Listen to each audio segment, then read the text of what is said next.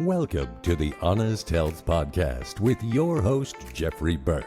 Honest Health brings you the brightest minds in the natural products industry, as well as athletes and entertainers. Jeff will keep you entertained and informed while educating on how to be successful on your healthy journeys. Now, here's your host, Jeffrey Burke.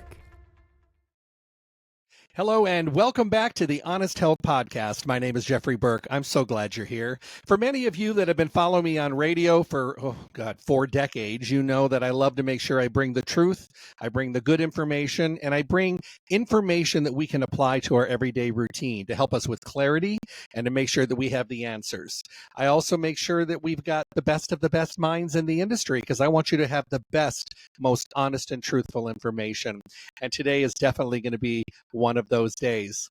My guest today, Jeff Chilton, raised in Pacific Northwest, studied ethno-mycology at the University of Washington in the late 60s.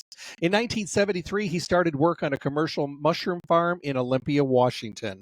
During the next 10 years, he became the production manager responsible for cultivation of over 2 million pounds of agaricus mushrooms per year. He was also involved in the research and development of shiitake, oyster, and enoki mushrooms, which resulted in the earliest U.S. fresh shiitake sales in 1978. In the late 70s, he was a founder of Mycomedia, which held 4 mushroom conferences in the Pacific Northwest. These educational conferences brought together educators and experts in mushroom identification, ethno-mycology, and mushroom cultivation. During this period, Jeff co-authored the highly acclaimed book, The Mushroom Cultivator, which was published in 1983. In the 1980s, he operated a mushroom spawn business, and in 1989, he started Namex. This is a business that introduced medicinal mushrooms to the U.S. nutritional supplement industry. He traveled extensively in China during the 1990s, attending conferences and visiting research facilities and mushroom farms. In 1997, he organized the first organic certification workshop for mushroom production in China. A founding member of the World Society for Mushroom Biology and Mushroom Products in 1994 and a member of the International Society for Mushroom Science, Mr. Chilton's company was the first to offer a complete line of certified organic mushroom extracts to the United States nutritional supplement industry. Namex extracts are used by many supplement companies and are noted for their high quality based on scientific analysis of the active compounds. Wow. Help me welcome my guest. Hey, Jeff. Hi, Jeff. That's really impressive, I must say. It truly is. And I'm reading it and I'm thinking, I can't believe that he's going to be here talking to us today. Can't believe I'm that old. Geez, did that many things. You and me both. So that's okay. We look wonderful. We're doing good. Yes, indeed. So let's talk mushrooms. You know, mushrooms I found that over my 20,000 radio shows that I did over 42 years, the hardest thing I ever had was to bring information, the task of bringing the information to my listeners about mushrooms. It seems like it was the hardest thing to people to grab onto, to attach to understand. And it seems like today, the motion is really moving in a really good positive motion. And I'm very excited about that. Well, it definitely is. And look, I always say, well, I knew that since 1973. I loved mushrooms and lived with mushrooms on the mushroom farm for 10 years, literally day in, day out. And now to all of a sudden, mushrooms become sort of the latest major trend out there, and everybody's talking about mushrooms. And not just that, people are using it in so many innovative ways. I mean, it's just amazing what our customers do. I mean, mushrooms have gotten so embedded that I read something yesterday where they're planning to build structures on the moon based on mushroom mycelia. Wow. So it's really an interesting turn of events in a way. But I knew it all along, and I just feel like we're catching up because in the East, like Asia or even in Eastern Europe, they've known and loved mushrooms for centuries. We're just catching up. Well, you know, there's some words that are associated with mushrooms, and I think people get confused, and maybe we can do some clarification, like the word wildcrafting. I mean, people read that in some books. Is this still a very, very utilized process of getting mushrooms, or has the environment kind of worked us against us in this area? Well, look, wild crafting, it's kind of used in a sense for people that go out and harvest Mhm. anything in nature, bring it back, sell it. But if we're just a personal um, a person going out and collecting mushrooms, well, we're wildcrafting as well. But one of the things that we do is we cultivate all of our mushrooms. And I think that's very important because, look, wildcrafting ultimately, in many cases, leads to the destruction of the resource. And this is really exemplified by truffles in Europe, which back in the 1890s, they were harvesting 200 tons of fresh truffles. Today, that's down to 9 tons. And it wasn't so much for over harvesting as it was for um, societies and cultures moving in and developing areas that were full of truffle trees. And actually the 9 tons today, a lot of that is produced through cultivation. You know, I think where a lot of people get misled with mushrooms is, and I know it's going to sound funny, but I was talking to a group of people and we were talking about mushrooms, and they were like, "Well, we love mushrooms," and I'm like, "Oh, what kind of mushrooms are you talking about?" They go, "You know, those the ones at the salad bar and the ones that we put on our pizza and our Philly cheesesteak sandwiches." And I said, "Okay," I said, "We need to have a mushroom talk." So I think when it comes down to the bottom line with mushrooms, we're seeing things that have been known for a long time. We're utilizing the information that has been paid forward by companies and researchers that have been doing this for such a long time. My friends that you mentioned, I have friends in Asia and I have friends in Europe, and they talk about mushrooms. They said, "You guys are so behind over there. You know, we've been doing this forever. You know, you're making it sound like it's a grand breakthrough." And I said, "Well, we're a little behind in that area." So my question is, are all mushrooms, different categories, are they all created equal as they're grown either in the United States or other places? Well, I guess one of the things I think is really interesting about mushrooms is every single mushroom you've ever eaten has been harvested by hand. So think about that for a minute. When we're out there and you think of vegetables and fruits, even nuts now, they shake the trees and the nuts fall down, right? No, in mushrooms, they're still being pulled out of whatever they're growing in by hand. And the interesting part of that, too, is like on the mushroom farm I worked at, all of our harvests, and let me tell you, there was an army of people, and we had to harvest our mushrooms every single day. Mushrooms don't sleep. That's the thing. So when you're a cultivator, you have to be there every day and you have to harvest every day because you've got crops in every stage that you can imagine. And so that the harvesters, for example, are mostly and have traditionally been minorities in the U.S. So that's one thing where the labor to grow mushrooms is like it's difficult. Just like we have a lot of labor coming in from Mexico to do the California crops and so on.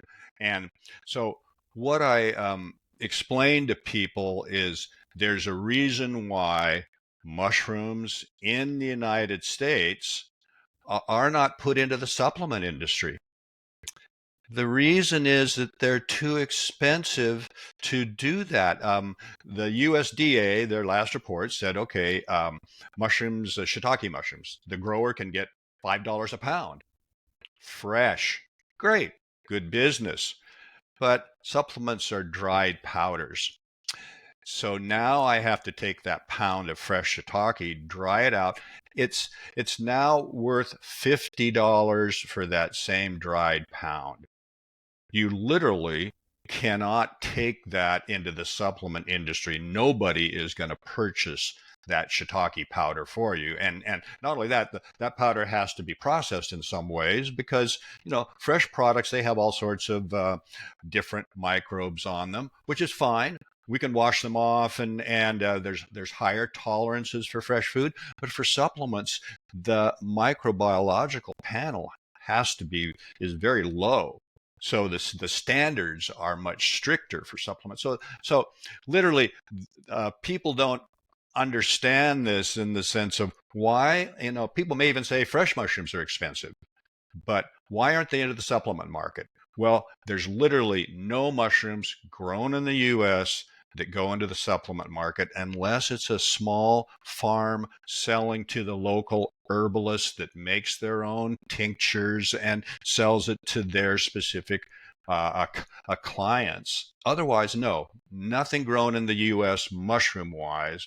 So a lot of products in the supplement industry, then they say, oh, product of the USA, these mushrooms. Well, they actually aren't mushrooms if that's what they say. So, I guess one of the things that a lot of people are wondering, because I hear this, and of course people reach out to me all the time.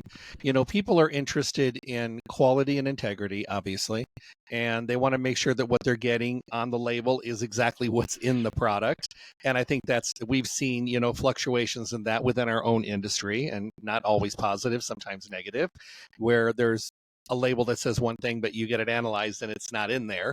Exactly. If you look at mushrooms the way that they're grown around the world, are there places that you feel do the best job overall within everything from the beginning to the cultivation to the processing to the extractions to the dehydrations?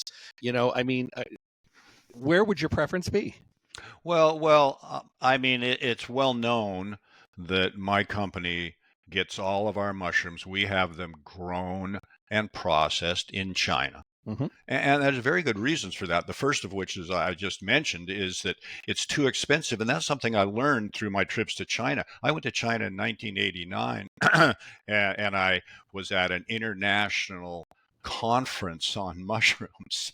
And, and, all during the 90s, I traveled extensively over there. I visited research stations and farms and processors and uh, learned a lot about their industry. And the interesting part about it was that they had tens of thousands of small growers.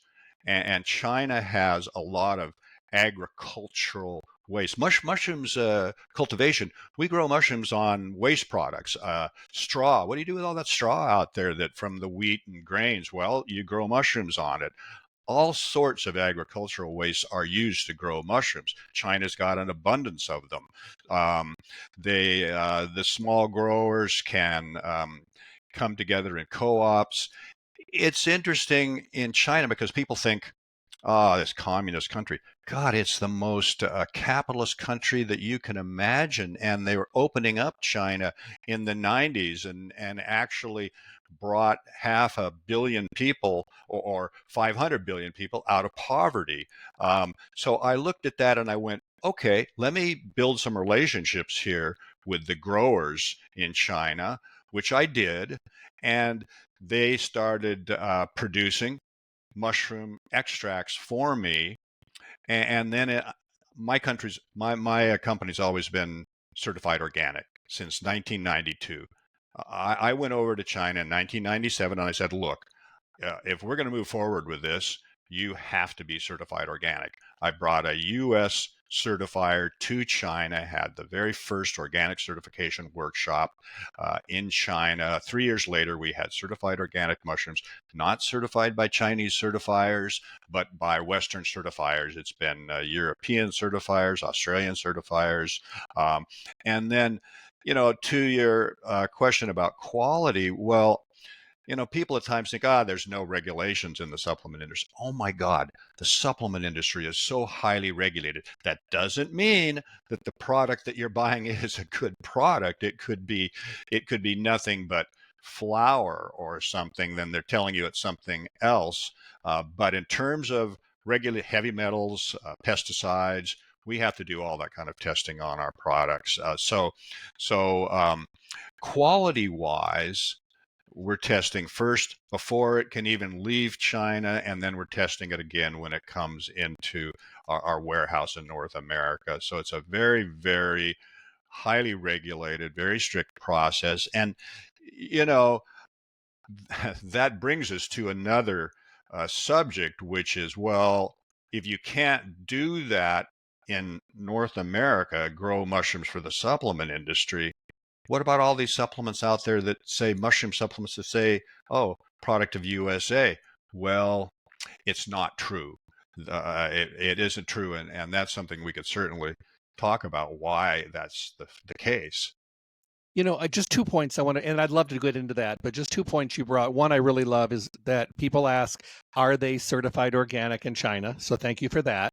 And the second one is that the certification is not done by the Chinese. It is actually done from outside country sources. Now, to me, that gives it 10 times the level of security and purity and documentation that is not being fudged with, if you will. So Yes. I really appreciate that. Thank you. That is great clarity, and I think that makes a really good point. Well, you know what about the interesting thing about China too is that they have 12 at least 12 research stations, mushroom research stations all throughout China. It's a big country. Well, in 1973, I attended what they called a short course back in Pennsylvania, which is the heart of the U.S. mushroom industry.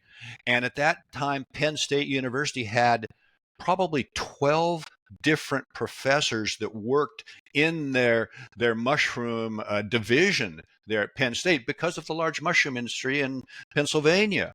Today, there's maybe two or three at most that are still there working on mushrooms. There is no real serious mushroom cultivation research being done in the United States anymore. It's all being done in China. And just to give you an example, recently in the last 10 years, the Chinese learned how to grow morels. People have been working on that forever and been trying to grow morels, but it took the Chinese to develop it and grow morels at scale, so large quantities of morels. Recently, they learned how to grow the cordyceps fungus, which is like amazing. They've also learned how to grow the cauliflower mushroom, which we love out here in the Northwest. It's a wonderful mushroom, but they're the ones that are doing the research. That's where everything is happening. It's happening in China. And the interesting part about it, too, is that it's not just, for example, American companies that have moved to China and had them manufacture products. The Japanese, the Koreans all moved the majority of their mushroom production into China in the 80s and 90s. Well, and the reason again is it's a very labor intensive industry. You can only mechanize so far. And again, when you're harvesting those mushrooms by hand, you need an army of people to help you do that.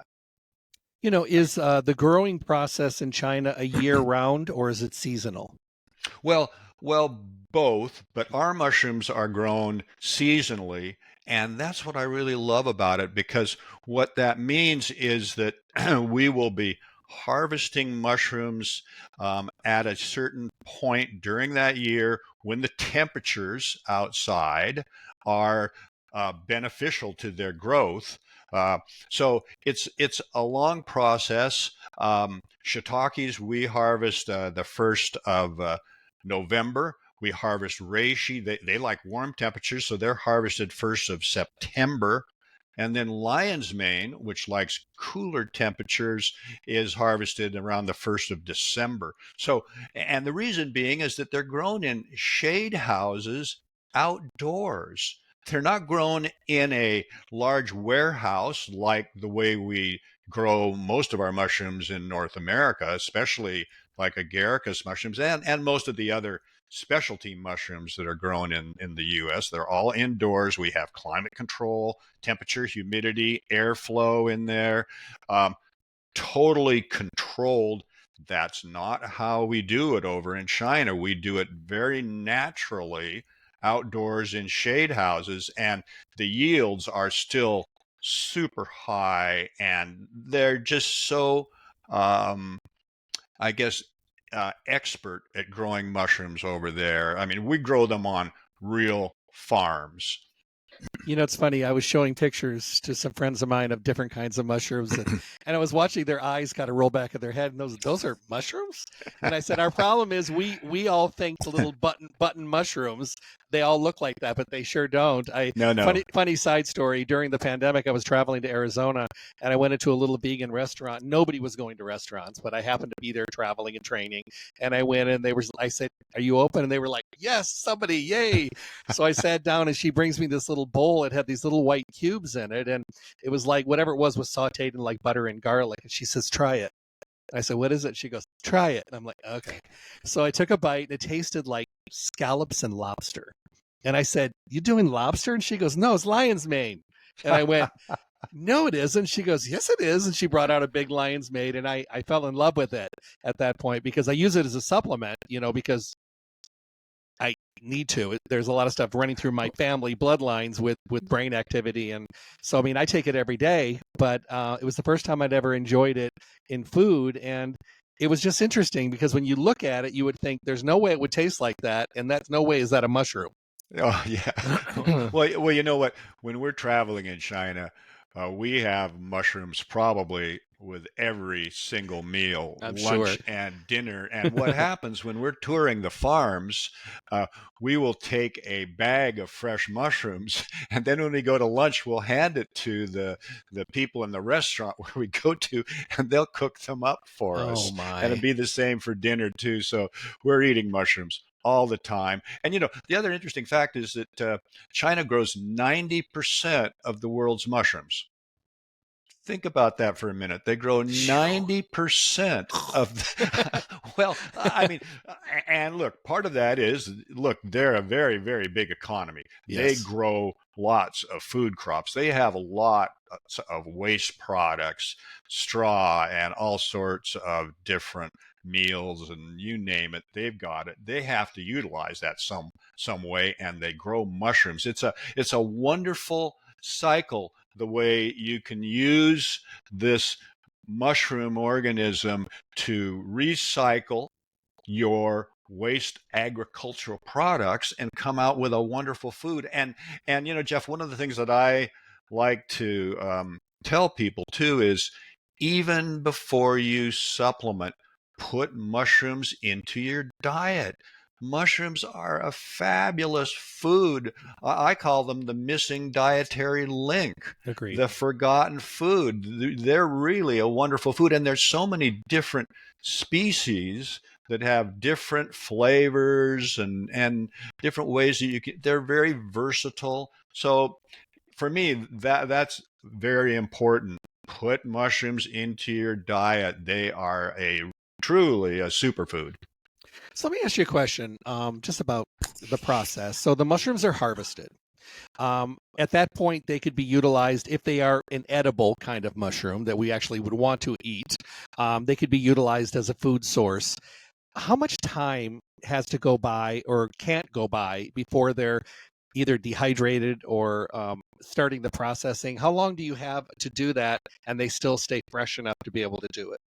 Well, look, the point is what we grow gets dried immediately. Okay. Because, if we're just, for example, growing a certain amount of shiitake every year, we have one harvest of that shiitake. So we have to figure out every year, how many tons of dried shiitake do we need this year? I mean, believe it or not, last year I think we produced somewhere around, well over 100 tons of dried lion's mane. Oh, my So goodness. so it gets dried out immediately, and then it gets stored in the warehouses of the processor until they're ready to produce an extract from that. So it's very quick. Look, that's the thing about fresh mushroom growing. If you're selling fresh mushrooms, you harvest them, they go into a cooler, keep them cool, and then they're out immediately to the market in a few days, because otherwise they will spoil pretty quickly. Do you see a lot of mushrooms in like the outdoor open markets? Oh yeah. Oh yeah, yeah, yeah. And in certain places, for example, in Yunnan province, which is all the way to the west, they do tremendous amount of wildcrafting there. So you see all sorts of different mushroom species in the market. In normal markets, you might see 12, 15 different species, mostly cultivated. Um, I mean, one of the tastiest mushrooms I've eaten recently was cordyceps. And Really? I'm not well look, I'm not talking about the caterpillar fungus here. Okay. I'm talking about cordyceps militaris, which what we can cultivate now in large quantities, and they're beautiful little orange like blades of grass, and you see them there laying out in the market or something. It's a wonderful sight to see. They get cooked up, and it looks like you've got a little plate of orange worms or something. My. But they're delicious. They're really good, and it's a super functional mushroom as well. And you know that's one of the things too.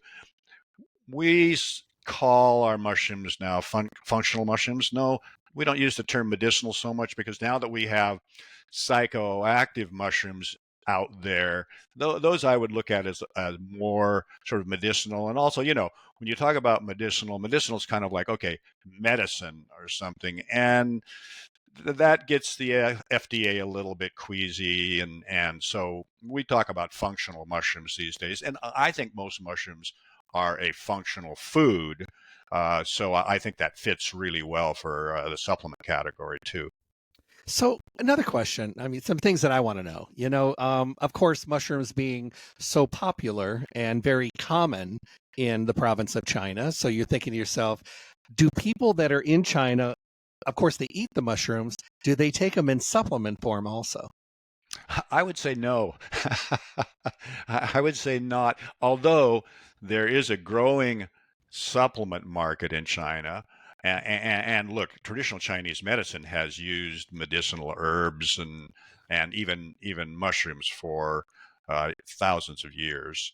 So, but in terms of encapsulated coming out of a bottle, not so much, right? There's still a market growing, and I think what happens too is that the Chinese have been looking outward a lot, and they're like other countries. They're looking at the Western style of living, and they're adopting a lot of our um, the way we do things. So yeah, there is a market for that over there, but it's still in the early stages. And I think for them too, they might look at it and go, huh.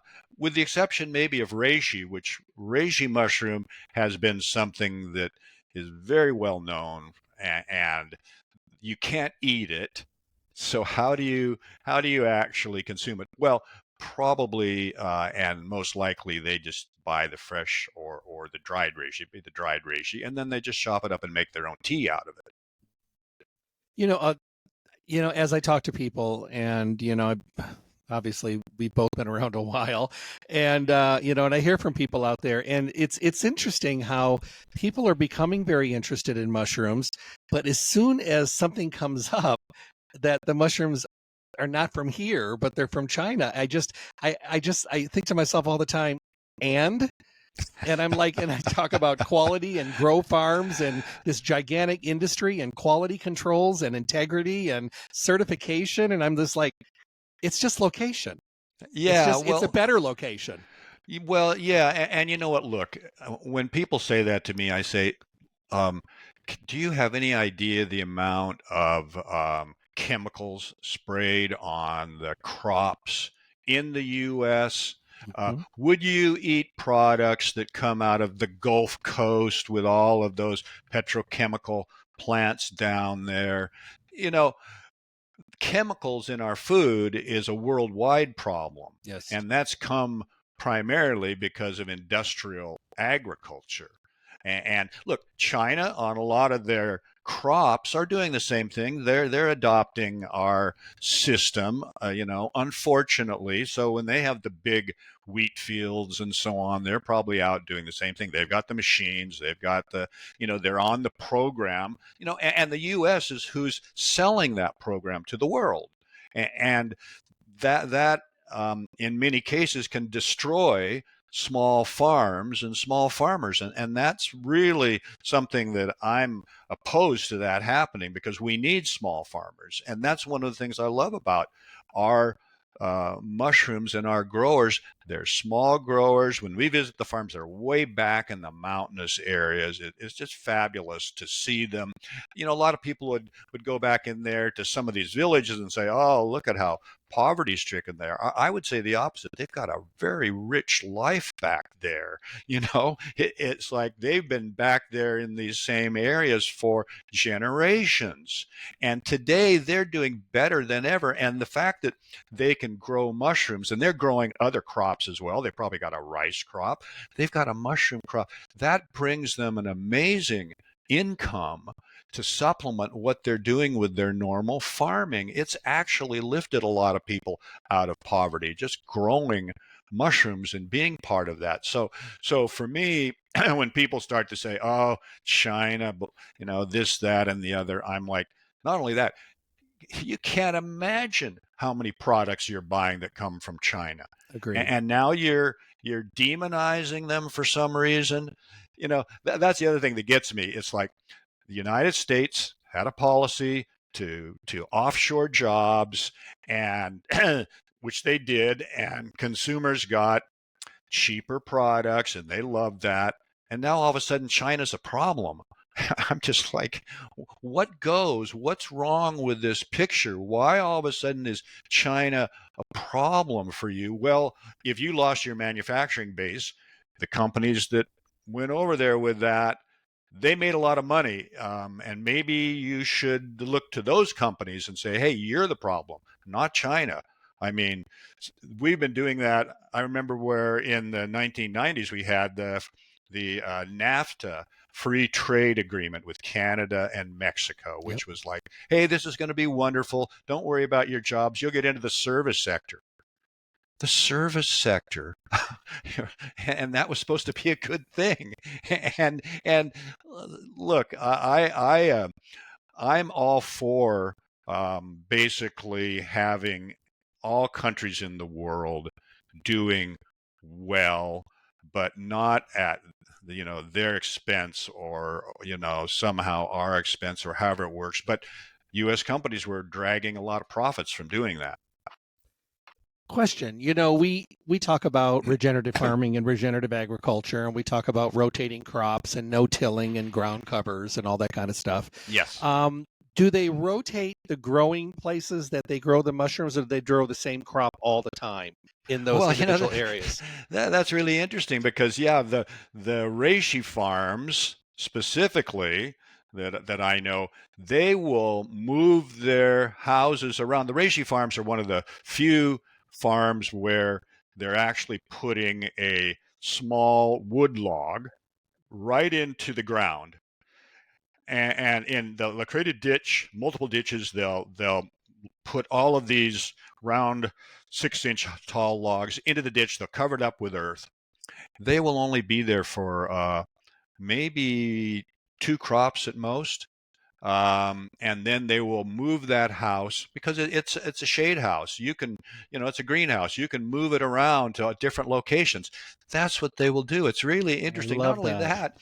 in some cases, what they'll do after the first year, they will dig those logs out. They will dry them out and use them as fuel. It's amazing. So it might fuel their dryers.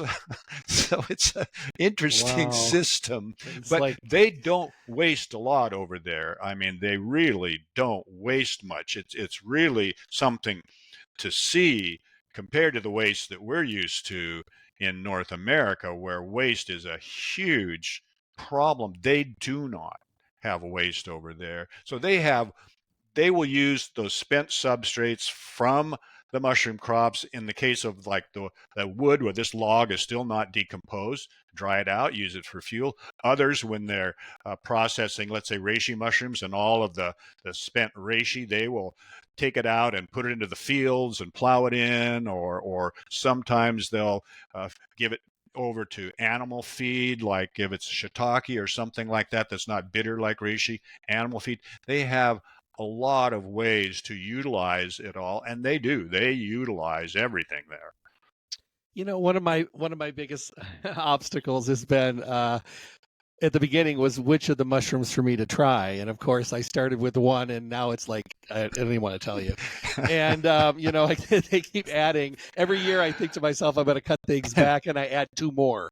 But the thing is, I want those benefits, and I think the big question is, some people say, if I had to choose one mushroom to start with, the very first one, obviously it would be different, but what would your suggestion would be for like training wheel mushrooms getting started? Well, I think these, let's just call it, I hate to say the king of mushrooms because people use that so loosely. True. And in my career, I've seen 4 different king of mushrooms in the West. But I really think that reishi is special. It has one of the highest level of beta glucans, and we test beta glucans in all of our products. It's very important. That's the compound that gives the immunological benefits. So reishi and turkey tail have the highest level of beta glucans. Reishi also has these compounds called triterpenoids. That's what makes reishi bitter. And those are very important compounds as well, not just for your immunity, but they have other properties. And so that's what I would say. Now, you can't really, you can make a tea, but it's going to be bitter. And look, sometimes people say, naturopaths and herbalists say, we don't get enough bitters. Well, reishi is bitter, and you can make a tea out of it, but most people will use it in the encapsulated form. But that's one that really I think is the premier functional mushroom out there is reishi. And if somebody says, what's the one mushroom that I could start using, I would definitely say reishi. That's where I started, so, and then I worked my way up. But, I've just learned so much about the different mushrooms, and, and I just think that there's just so many amazing benefits, and, the history is there, and we're learning new things on top of the history. And, I think we need to kind of open our minds up. I mean, it's taken us forever to get people to understand vitamins, and they brought in herbs, and they're doing much better with herbal type products, and also amino acids and protein. It took a while for those, but mushrooms is like, we're pulling it behind, and actually it should be at the front of the parade. Yeah, well, Jeff, what's interesting thing about that is in 2015, I think Namex must have sold maybe, raw material wise, just bulk powder, maybe 100 kilos of lion's mane in 2015. Mm-hmm. Last year, I think not 100 kilos. We sold over 100 tons of lion's mane.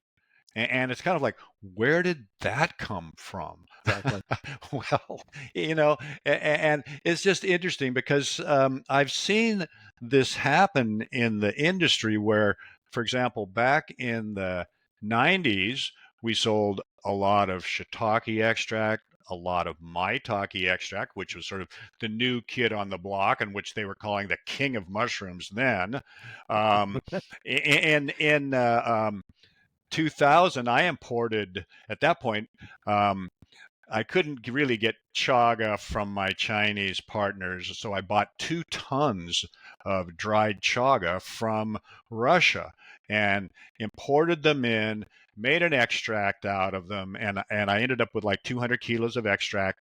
Nobody wanted it because nobody knew anything about chaga at that time. And so there I was, I mean, very slowly being able to sell this extract. And I was kind of shocked because I thought, man, chaga, I read all about how good chaga was in the 90s, and finally was, wow, this is great. And so it's just interesting how it works and how the information gets out into the infosphere to where people can go, oh yeah, tell me more about this particular, tell me more about lion's mane, what's going on. And a lot of what happened with lion's mane was there's this whole category called nootropics.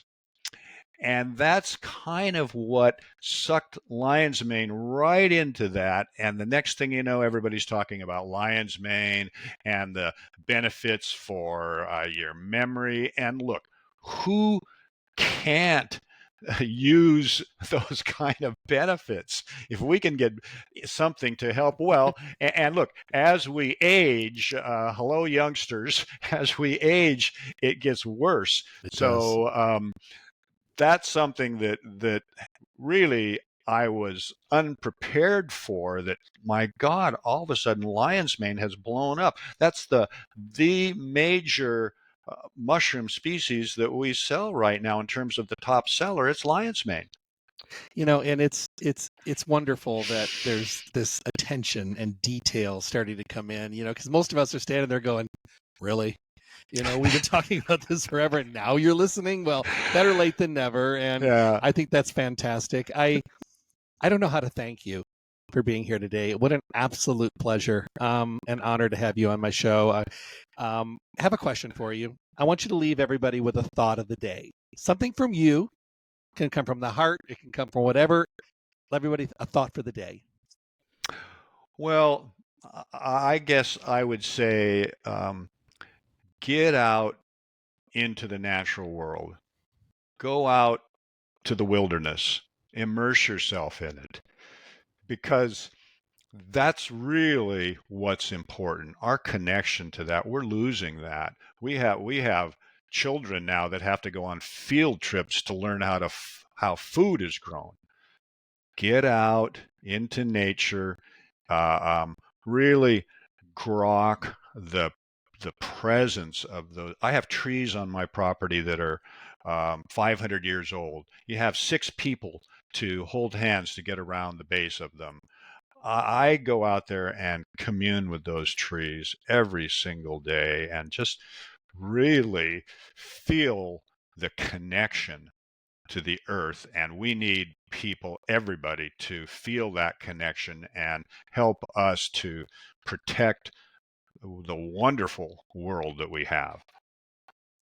I want to thank everybody for tuning in today. This is the Honest Health Podcast. My name is Jeffrey Burke. Remember, go to my webpage, drjeffreyburke.com, tap on the Honest Health logo. It'll take you to Spotify, where you can listen to the audio version. You can tap on the YouTube logo and watch the interview. See our young, youthful faces here on the screen and listen to it. Some people like the video. Some people like the audio. We have both available, drjeffreyburke.com. Make sure you take your friends. The idea of this podcast is just a continuation of my radio show, only now we're actually taking it to the next level, because today there's confusion. There's tons of misinformation.